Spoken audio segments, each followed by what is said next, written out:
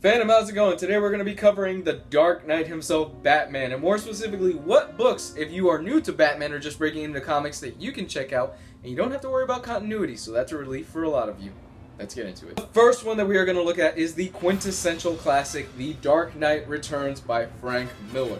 The Dark Knight Returns basically tells the story of what happens when Batman retires. He's been out of the game for about 20-30 years. He's an old grouch old man, and now he's just starting to come back into the game. Something is pulling him inside of him. Something is just yanking at his heart, and it's like, you gotta come back, man. The Gotham City that you knew is in shambles. It's a ruin. There's this mutant leader that has come back, and he's trying to take over. You've got to come back. It explores a lot of the relationships of Batman with his villains and with Superman more specifically. And if you've ever wanted to get that ultimate fight where you see Superman go up against Batman, it's in here. This is where Zack Snyder is going to be mining for his movie Batman vs. Superman. And please, Zack Snyder, I am calling it right now, and I'm just, I am hoping to Korean Jesus that you do not mess this up. Please don't mess this up, because if you do, my heart will just break, really. This is a classic story. Pick this up. If you've never read Batman, you can jump onto this. You don't need to know any of the continuity. You'll be fine. You'll enjoy it. You'll love it. So many great characters in here. Such a blast. The next one on my list that you have to read is Batman Year One. If you've never read Batman Year One, this is required material for a Batman fan. Batman Year One is written by Frank Miller and art by David Mazzucchelli. David Mazzucchelli's art on this is beautiful. It's on point. It's so great. It actually reminds me a lot of Sean Phillips in this day and age, where I'm sure Sean Phillips maybe took a little bit of inspiration from this, but it just looks beautifully done.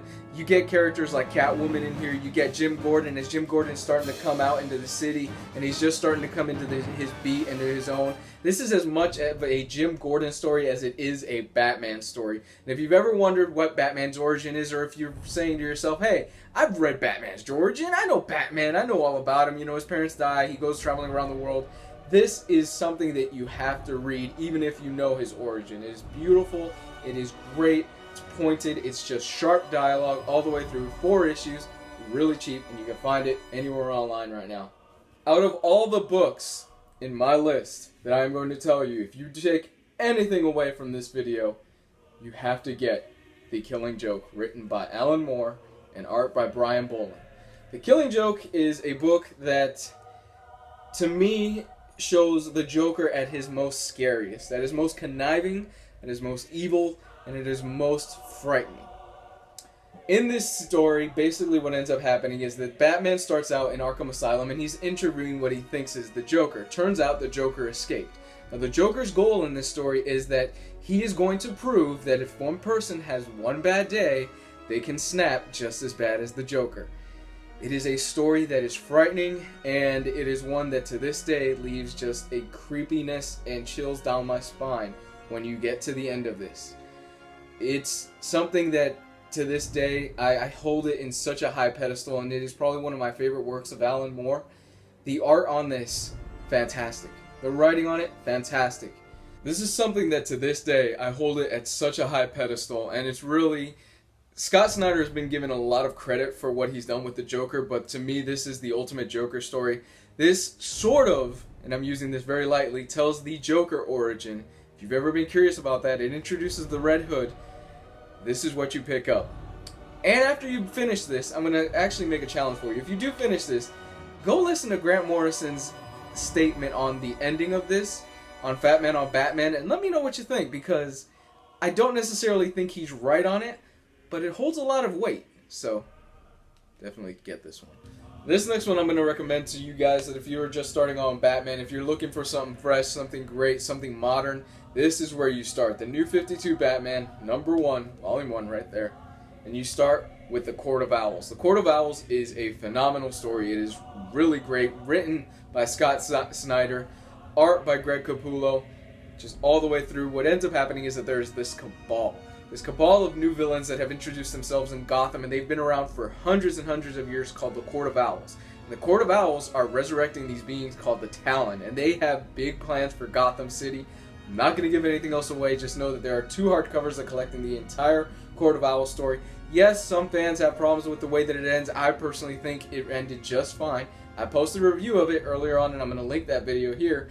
But definitely check this out. This is where Scott Snyder and Greg Capullo's monumental run began, and it is being heralded to this day, 5 years in the making right now, as one of the best modern day runs on the character. This next one I'm going to recommend because of the fact that it is very popular. I didn't really like it, to be honest with you, but if you go to a comic shop, a lot of guys will recommend it simply because it's easy to get into and there's a lot of characters inside of it, and it gave a chance for Jim Lee to draw pretty much everybody in the Batman universe. Batman Hush. Hush is a story that I really didn't like, to be honest with you. It's Jeff Loeb, Jim Lee, and it's okay. You know, you get Hush, and Hush is basically this new villain, and he's got bandages wrapped around his face, and basically it's an excuse pretty much to have Jim Lee draw all of DC's Batman villains in one single issue. There's characters that come in and out of it. Jeff Loeb's writing is, I'm not a fan, to be honest with you. I don't think he's that great of a writer. But, you know, this is stuff that people, if you go into a comic shop, yeah, pick up Hush. Hush is awesome. I didn't like it too much, and I'm probably going to get a lot of hate in the comments section of this, but hey, you know, it is what it is. So that concludes my list for some introductory Batman books. To be honest with you, I could do another video on this, and I may do one in the future. There are tons of other materials that you can get. You could get Batman, the Grant Morrison run, Batman and Robin. You could get Batman, Long Halloween. We could go on and on and on with Batman. But to get you guys started, I figured I'd give you some introductory books, maybe some nice little things you can pick up here and there if you're at your local con. If this is your first time checking out my videos, I do weekly reviews of hardcovers and trade paperbacks. Follow me on Facebook, follow me on Twitter. What is your favorite Batman story, actually? Let me know in the comments section below. Which one is it? Because I'm curious to find out. Love to hear back from you guys. You guys are awesome. Bye.